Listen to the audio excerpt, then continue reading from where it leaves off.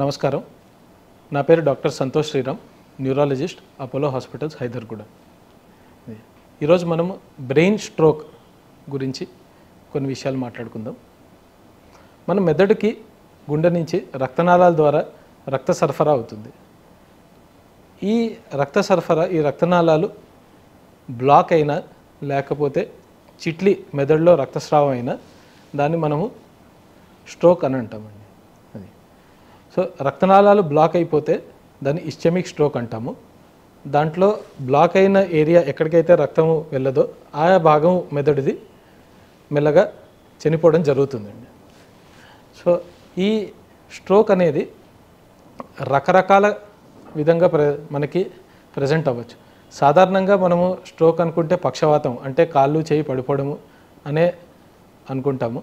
కానీ మెదడులో ఏ ఏరియాలో రక్త ప్రసారం జరగట్లేదో దాన్ని బట్టి ఈ స్ట్రోక్ యొక్క లక్షణాలు ఉంటాయి. మాట తడబడ్డము, కాళ్ళు చేయి కదలకపోవడం, కాళ్ళు చేయి యొక్క బలం తగ్గిపోవడము, లేదా ఒకవైపు చూపు కనిపించకపోవడము, సడన్గా మనకి తిరిగినట్టు అనిపించడము, ఇవి కూడా స్ట్రోక్ యొక్క లక్షణాలు అయి ఉండొచ్చు. ఈ స్ట్రోక్ అనేది ఎందువల్ల వస్తుంది? స్ట్రోక్ రావడానికి రిస్క్ ఫ్యాక్టర్స్ అంటామండి. అంటే కొన్ని లక్షణాలు ఉంటే స్ట్రోక్ వస్తాయి. దాంట్లో కొన్ని రిస్క్ ఫ్యాక్టర్లు వాటిని మనం మార్చలేము. అంటే వయసు పెరిగేటప్పటికి స్ట్రోక్ వచ్చే ఛాన్స్ ఎక్కువ ఉంటుంది. అది సో మగవారికి స్ట్రోక్ ఎక్కువ వచ్చే ఛాన్స్ ఉంటుంది. సో ఇవి మనం అదే కొన్ని రిస్క్ ఫ్యాక్టర్స్ మనం మార్చగలుగుతాం. మాడిఫైబుల్ రిస్క్ ఫ్యాక్టర్స్ అంటాం. అవి ఏంటి అంటే, ఒకటి ఏదన్నా అడిక్షన్, స్మోకింగ్ కానీ ఆల్కహాల్ కానీ అడిక్షన్ ఉండడము. రెండోది మనకి ఓవర్ వెయిట్, ఒబెసిటీ ఉండడము. మూడోది ఒక సెడెంటరీ లైఫ్ స్టైల్, హైపర్ కొలెస్ట్రాలేమి అంటే రక్తంలో కొవ్వు శాతం ఎక్కువ ఉండడము. ఇలాంటి అన్ని వాటి వల్ల కూడా మనకి స్ట్రోక్ వచ్చే ఛాన్స్ ఉంటుంది. అదండి. ఈ స్ట్రోక్ వచ్చినప్పుడు ముఖ్యంగా మనం తెలుసుకోవాల్సింది ఏంటంటే, టైమ్ ఈజ్ బ్రెయిన్. అంటే ఎంత త్వరగా మనము ఆ స్ట్రోక్ని డయాగ్నోస్ చేసి ట్రీట్మెంట్ చేయగలుగుతామో అంత ఎక్కువ మెదడుని మనం కాపాడగలుగుతాము. దానివల్ల మన రికవరీ తొందరగా ఉంటుంది. దాని తర్వాత మనకి మనిషి మంచాన పడకుండానో మనం ఆపగలుగుతాము. ఎవరికన్నా పక్షవాతం వస్తే దగ్గరలో ఉన్న హాస్పిటల్కి వెంటనే వెళ్ళాలి.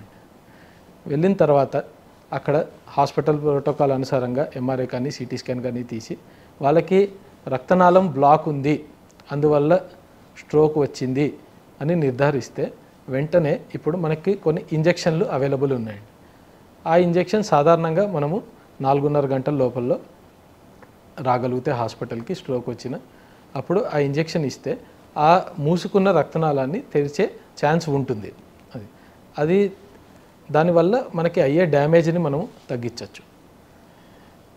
కొన్ని సందర్భాల్లో పెద్ద రక్తనాళాలు కానీ మూసుకొని ఉంటే మనము థ్రాంబెక్టమీ అనేది కూడా చేయొచ్చు. అది కేసు బట్టి నిర్ధారిస్తారు. థ్రాంబెక్టమీ అంటే మనము ఒక వైర్ కానీ పాస్ చేసి రక్తనాళాల ద్వారా మెదడులో బ్లాక్ అయిన రక్తనాళాల్లో ఉన్న క్లాట్ని మనము తీయడం అనేది చేయొచ్చు. అది సో ఈ ప్రొసీజర్లన్నీ చేయాలి అంటే మనం ఎంత త్వరగా హాస్పిటల్కి చేరుకోగలిగితే అంత మంచిది. మనం ఇప్పుడు ఈ స్ట్రోక్ అనేది రక్తనాళము బ్లాక్ అవడం వల్ల లేదా రక్తనాళం చిట్లడం వల్ల రావచ్చు అనుకున్నాం. ఈ రక్తనాళం ఎందువల్ల బ్లాక్ అవుతుంది? ఈ రక్తనాళాల్లో స్వతహాగా అథెరోస్క్లెరోసిస్ అంటే అక్కడ కాల్షియము ఇంకా కొవ్వు చేరి మెల్లగా అదొక పూడికలాగా తయారయ్యి అది రక్తనాళాలని బ్లాక్ చేస్తుంది. అది అందువల్ల కొలెస్ట్రాల్ అనేది, దాని తర్వాత మన బరువు అనేది కంట్రోల్ చేసుకోవడం చాలా ఇంపార్టెంట్. రెండోది గుండె ప్రాబ్లం ఉన్నవాళ్ళు, అంటే గుండె లయ తప్పి కొట్టుకోవడము, దాన్ని అరిథిమియా అంటారు. అది లేకపోతే గుండె వాల్వ్ ప్రాబ్లం ఉన్నవాళ్ళు, వాల్వ్ మార్పిడిలు చేయించుకున్న వాళ్ళకి కూడా రక్తము గడ్డకట్టి ఆ గడ్డకట్టిన భాగము గుండెలోంచి రక్తనాళాల ద్వారా బ్రెయిన్లో వెళ్ళి స్ట్రోక్ వచ్చే ప్రమాదం ఉంటుంది. సో ఇలాంటి వాళ్ళు చాలా జాగ్రత్తగా ఉండాలి. వాళ్ళు రక్తం పలచబడే మందులు ఏవైతే ఉంటాయో అవి తప్పనిసరిగా వేసుకోవాలి. అండ్ రెగ్యులర్గా వాళ్ళు మానిటర్ చేసుకుంటూ ఉండాలి. ఒకవేళ స్ట్రోక్ వచ్చింది, గమనించలేకపోయారు, హాస్పిటల్కి వెళ్ళడానికి లేట్ అయిపోయింది కొన్ని అనివార్య కారణాల వల్ల అనుకుంటే అప్పుడు కూడా మనము బాధపడాల్సింది, టెన్షన్ పడాల్సింది లేదు. రక్తం పలచబడే బిళ్ళలు, దాని తర్వాత కొవ్వుని కంట్రోల్ చేసే బిళ్ళల ద్వారా మనము ఇస్టమిక్ స్ట్రోక్ని మేనేజ్ చేస్తామండి. అది దాని తర్వాత స్ట్రోక్ వచ్చిన తర్వాత ఫిజియోథెరపీ, స్పీచ్ థెరపీ అనేవి చేసుకొని మెల్లగా రికవరీ అనేది అయ్యే ఛాన్సెస్ ఉంటాయి. అది కొన్ని సందర్భాల్లో మనం చూస్తుంటాము ఈ కాలంలో చాలా తక్కువ వయసులో వాళ్ళకు కూడా స్ట్రోక్స్ వస్తున్నాయి. అది సో దానికి అనేకమైన కారణాలు ఉండొచ్చు. సో వయస్సుకి సంబంధం లేకుండా ఇంతకుముందు అనుకున్న లక్షణాలు ఎవరికన్నా కనిపిస్తే మాత్రము ఈ వయసులో నాకు స్ట్రోక్ ఏంటి అనుకోకుండా హాస్పిటల్కి త్వరగా చేరుకుంటే మనము పేషెంట్కి చాలా చేయవచ్చు. స్ట్రోక్ వచ్చిన వాళ్ళు ఒక హెల్తీ లైఫ్ స్టైల్ వాళ్ళు అలవాటు చేసుకొని వాళ్ళకి ఏమన్నా వ్యసనాలు ఉంటే అవి మానుకుంటే మరి యొక్క స్ట్రోక్ రాకుండా మనము ఆపచ్చు. దాంతో వాళ్ళ క్వాలిటీ ఆఫ్ లైఫ్ అనేది చాలా ఇంప్రూవ్ అవుతుంది. Thank you.